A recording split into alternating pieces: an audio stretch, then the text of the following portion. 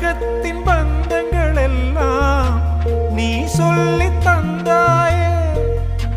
பிறப்புக்கும் இறப்புக்கும் இடையில் வழி நடத்தி சென்றாயே.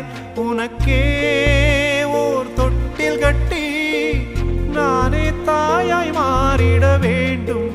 ஆராரிராரோ நான் இங்கே பாட,